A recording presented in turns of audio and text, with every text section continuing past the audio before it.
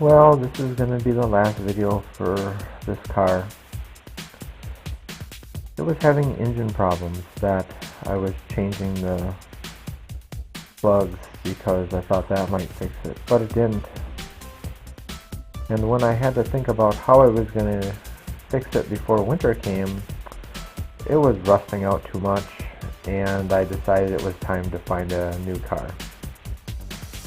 So what we're seeing in this video is my replacing of the plugs, which turns out is kind of hard to videotape because I ended up doing most of it on the ground.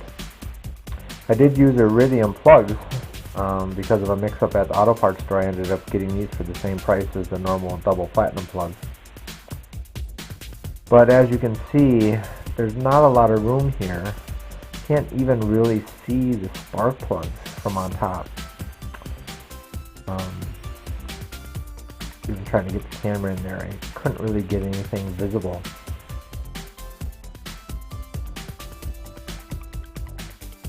So on this side of the car, I ended up having to do it all from the bottom except for the front plug.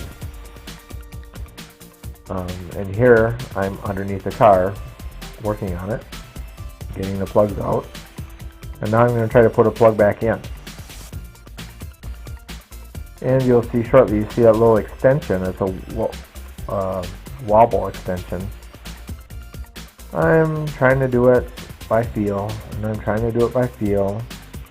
And pretty soon I try to get it out, and the extension falls off and falls into the black hole that is the car. I was pretty upset. I couldn't find the tool. I got my magnet out. I couldn't find it. And as you can see, I'm just trying to get this plug in. This would be the second plug on that bank, the one in the middle. And it just was so hard to turn because I couldn't get a good angle to get my wrist so that I could kind of move my fingers to get the plug in.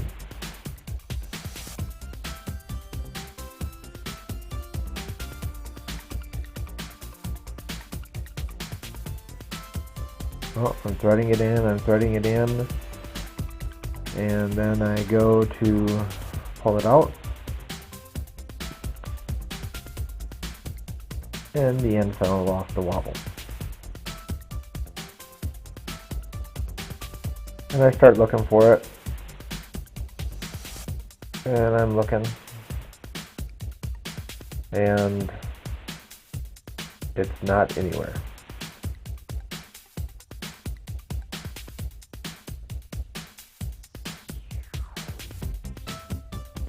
So that spent an hour looking for it, and there I finished getting that one tight.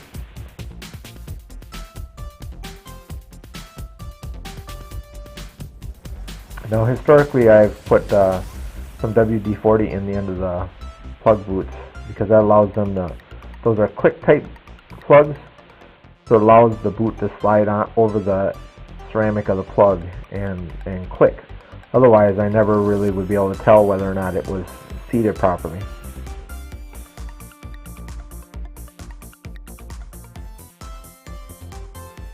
You can tell from my hands that it was a very filthy car.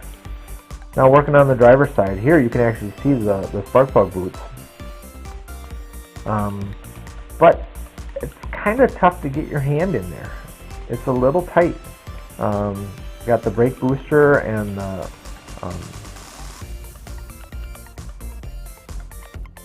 the intakes and stuff for the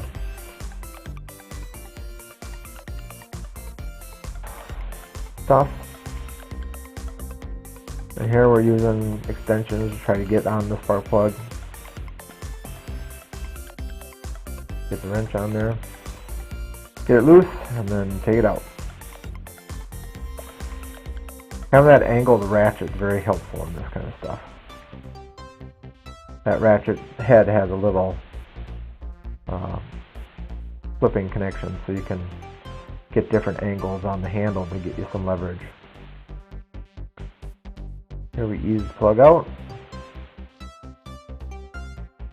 Note my hand's a little cleaner here because I did wash up after that mess on the passenger side.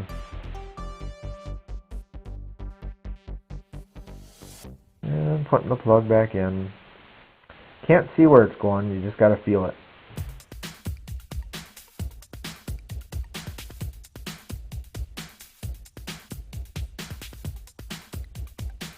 I'm getting the light up there so I can see where the hole is to feel it. Gotta sneak it in between the exhaust manifolds. There, we got it in there.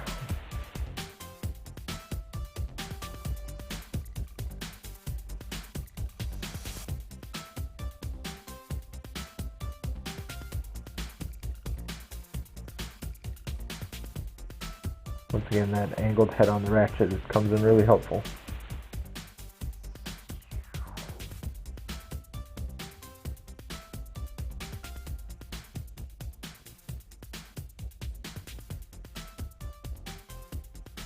And here it's done. I go to take it for a test drive, or take it to park it. I took it for a test drive. It was a little better, but it got worse again as the days went on. So out of the garage and parked, and after a few days, went to a car dealer after the Minnesota State Fair. Took a look at a Ford, see what they had, ended up with a Focus. And once I had the Focus, I didn't need this car anymore, and I found a local guy who would take it. He was going to part it out because of the rust and take advantage of the exhaust and stuff. So, memories of the car. This was a great car. I'm going to miss it.